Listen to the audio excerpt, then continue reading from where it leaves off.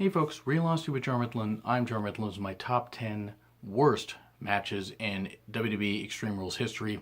And like I said at the beginning, my best list that I did previously, so I hope you check that out.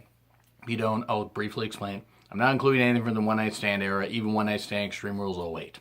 So with that out of the way, now we go on to number 10, Chris Jericho versus Fandango at Extreme Rules 2013. Their match at Mania 29 wasn't all that good. It was Fandango's main roster debut on a big stage.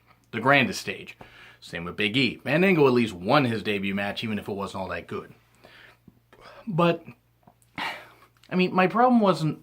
Fandango should have won here. Because Fandango's push was instantly dropped, like after a concussion in the summer of 2013. Which was unfortunate timing for Fandango, but it's like you had Fandango win against Jericho, kind of a made man. The crowd did the Fandangoing afterwards, and that carried on for a little bit, and then WWE tried to make it seem like it was something they manufactured, and the fans got tired of it, even though the fans were the ones that created it. I mean, which was great. It was a lot of fun, and people were having a lot of fun with it. Fandango's push unfortunately cooled off too quickly, and this didn't help. Jericho beating him just pretty much put him on ice. And then he's been basically a jobber ever since. Which is really, really sad. I mean, at least he wasn't the stupid, salsa dancer gimmick that he had with Rosa. God, that was crap.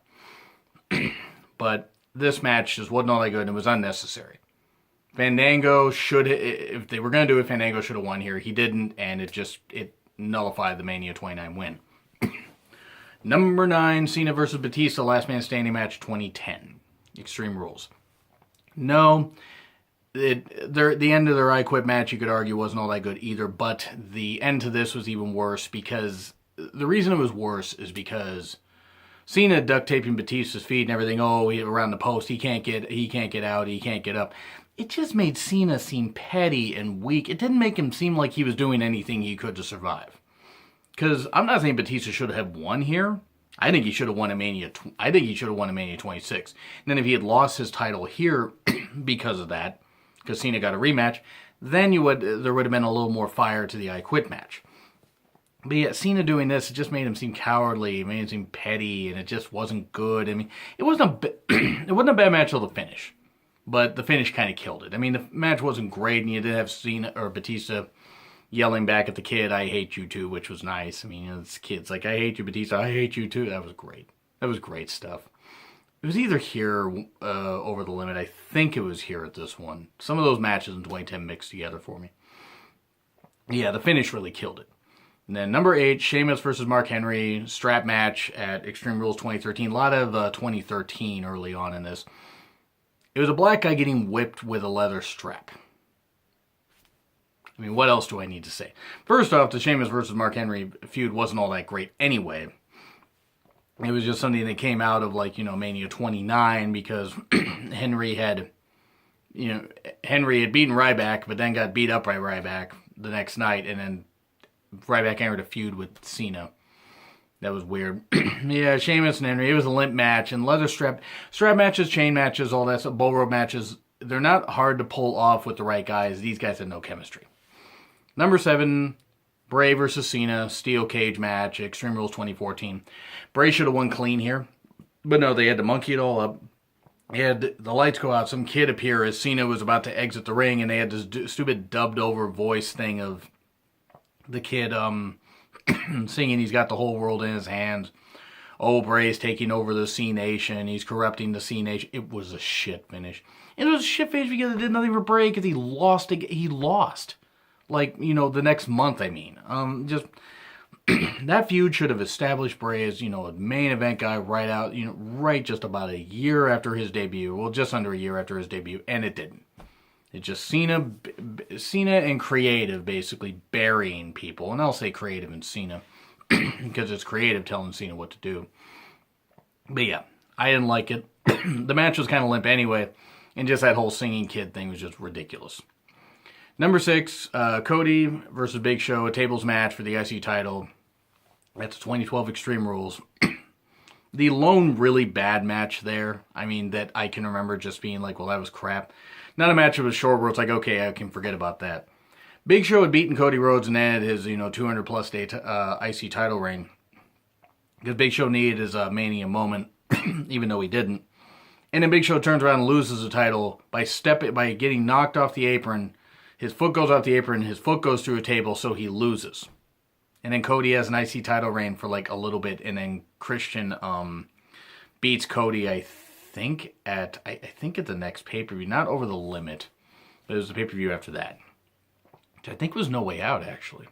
It was not good. It was just not good at all. I didn't understand it. It was a weak way to have Big Show lose the title. He shouldn't even win it anyway. He didn't need to win it. It was bad, and it was not a good way. And then Cody got thrown through a table afterwards anyway. It's like, what was this? What was the point?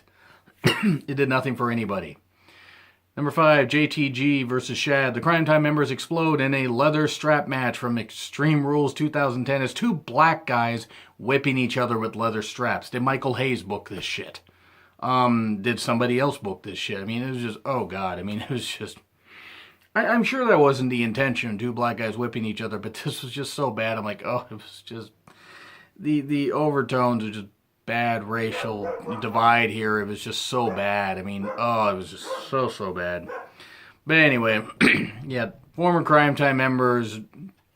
I don't even remember if anything happened with Shad after this. I think Shad left the company shortly after. I mean, because he never received much of a push, and JTG hung around for a few years despite not really doing anything. It was not good. It was just not good. It was uncomfortable.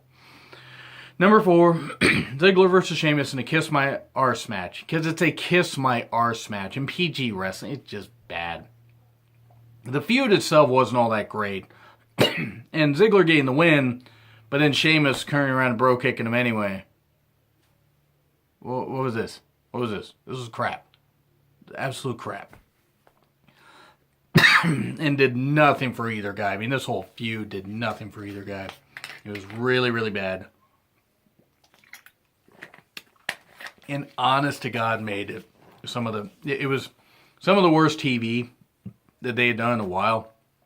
And I know this is a pay-per-view, but this was a prime example where I was starting to worry that the network was going to make WWE be lazy with some pay-per-view concepts, and they were here. Still, 2015 had some good moments. This just wasn't one of them. And I mean, the 2015 Extreme Rules had some good moments. But anyway. Now we go to Ambrose versus Jericho in the Ambrose Asylum match. Good God, this match went on for about 5 years. The thumbtack spot was cool, but every time they had to crawl up and get an item from the top of the cage was ridiculous. It was like the straitjacket cage match from WCW Mayhem 2000. It was just overdone. It was overly gimmicky. It was overly ridiculous. I mean, like I said, that thumbtack spot by Jericho was cool, but the rest of it was just really, really bad. It was slow paced. It was boring. I didn't care about it. I remember ranting just as much on my Extreme Rules 2016 review. I believe it was the first review that I had done, or one of the first reviews I had done with my friend Cassie. And that was fun because we got to rant on that. But yeah, it was a terrible, terrible. Oh God, I can't say enough just how terrible this match was. It was just absolute shit. And then we go to Cole and Jack Swagger versus Jerry Lawler and JR in a tag team country whipping match. Now, this is more old school, they tried to make it more southern based, of course, because Lawler and, Lawler in Memphis, which was deemed a country bumpkin territory, even though it wasn't. It had some very good talent in it. And JR being very southern, and it's just, here's my issue, and I'm going to say this probably on any show I talk about this match with. If Lawler had beaten Cole at Mania 27, and then you had done this match, and Cole just kept needling Jerry and saying, well, I'm still the best announcer ever, you may have beaten me there, but you're still a loser, this kind of stuff. That might have made this match work better, because Cole still could have said, you may have won that match, but you still can't touch me, after this, whatever. And it was just a bad match, though. A bad match all around. The fact that Cole... Yeah, just the fact that Cole was wrestling was just crap. This was just shit. It was absolutely bad. It was a 2011 debacle, and 2011 had some good moments. This was not one of them. It didn't have it had some not so great moments, but this is a really bad match. really bad tag match. And look, JR getting in the ring, I'm not saying it's all that great, but JR knows his limitations. I mean, in Cole, they kept trying to push Cole, and Cole was just, I didn't care for heel Cole. He was more of a douche than more of the kind of douche I imagined that he would be, even though I don't know if he actually is. But it was just bad. Heel Cole was just bad, and it was just horrible. I mean, I don't care how much heat the guy got. Nobody cared about these enough to like pop the ratings. It was just, it led to one of the worst Mania matches in history a month before. It was bad all around. At least Lawler got to beat Cole, and he kissed my foot match a month later, which I was there for Over the Limit 2011. But now we go to the worst of the worst of the worst. It was a hog pen match between Santina Marella, Santino and Drag, and Vicky Guerrero and Chavo Guerrero. It was a hog pen match where they kept shaming Vicky. Now, granted, I'm sure Vicky signed off on it, and they made sure she was okay with it.